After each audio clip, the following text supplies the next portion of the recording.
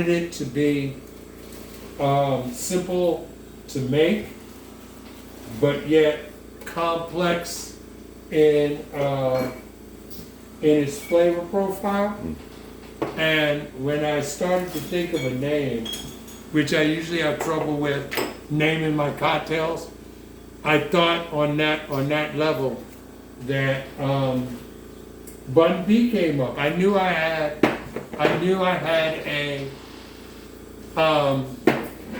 a drink that tastes like a cinnamon bun. So Bun B's name just popped up, and when I thought about Bun is a very complex individual. He's, as you know, a multi-platinum recording artist, very influential in the emergence of Southern rap with his role as a founding member of UGK, and he's on media. He's a social activist, family man, and most of all, the man is a professor at Rice University.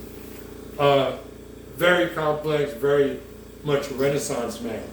Then I thought about Be Someone. If you're in Houston, that Be Someone graffiti tag is real important to the city. When we were going through the Harvey situation, one of the things to pull us together was the TV stations focusing in on Be Someone. When the Astros won the World Series, in joy and jubilation, the city went to Be Someone. And so it's one of those things that everything just came together right. So in making this cocktail, like I said, I'm going to start with all of my inexpensive ingredients first. So I'm going to put a couple of dash of Miracle Mile bergamot bitters. And you can get these bitters online. They don't sell them at any store I know of in Houston, but it's worth ordering them because they make delicious bitters. I'm going to then go with the Miracle Mile Toasted Pecan Bitter, a couple of dashes. I made a simple syrup that consists of Demerara sugar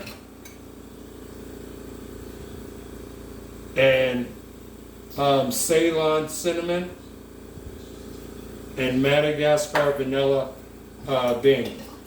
Now, because I'm doing this, well, whenever I bartend, I always like to use the best ingredients available. So, like I was telling Jay earlier, my jar of simple syrup is probably $25, $30. But even just using an ounce at a time, it does make such a difference in the cocktail. On this particular cocktail, I'm using Tawaka. On my original recipe, it called for liquor 43, just because I think the flavors are much richer, similar vanilla liqueur, but I just like the flavor profile in the liquor 43. Another important ingredient is Italicus. It's a bergamot liqueur, and I'm using the bergamot to add tannin, a sort of a tannic mouthfeel, because I am making a liquid cinnamon bun, and I want you to sort of get that bready type of sensation. So now this is maybe the most important ingredient next to the maker's mark, and it's going to be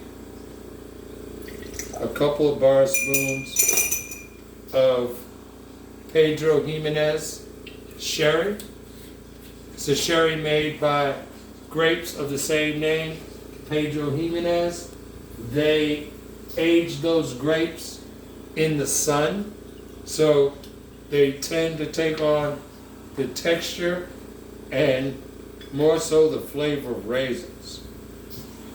Now, for my Maker's Mark, I deal with a lot of bourbons, but I really like using Maker's Mark for cocktails. Part of it is because of an aspect of their mash bill. They use red winter wheat in their mash bill, excuse me. And that tends to bring about a little softer approach. Now, Bill Samuels, who is the founder of the Maker's Mark brand, when he went to build Maker's Mark, he said that he didn't want a bourbon that would blow your ears off. And that's exactly what Maker's Mark did not do. They it's a nice balance of bourbon for cocktails, and it just works so great with this one. Mm-hmm. I'm gonna just do this in your glass. That'll work. But I'm gonna get some ice. Yeah, I'm a big fan of Maker's Mark. Back when I was a whiskey drinker, Maker's Mark was my go-to.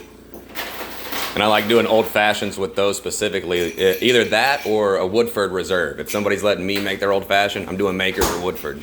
But yeah, Maker's has always been good quality. Well, I'm gonna stir this up to get it nice and cold. I usually stir for about 30 seconds, and it'll get the right dilution for this cocktail. Explain real quick the difference in stirring and shaking and why it's more beneficial to stir. The best way to describe stirring takes longer to dilute and chill your drink, but your drink will stay cold longer. Shaking will dilute and chill your drink quicker, but it will also get warm quicker. And most people shake way too long. You only want to shake your cocktail about 12 seconds. After that, you're only getting dilution. Just watering it down. You're not getting any colder. So, right before I pour, I'm going to set up the last aspect of my cocktail, and that is to get some cinnamon smoke. My favorite part. So I'm going to just prime this smoke machine, and then I'm going to pour.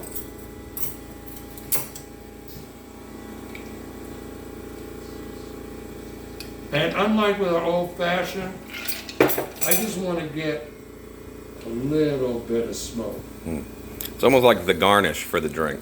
It is my garnish. Yeah. And actually, I got a garnish that I'm going to use in the competition that I'll tell you when we're not on the air. Perfect. All right. And this one.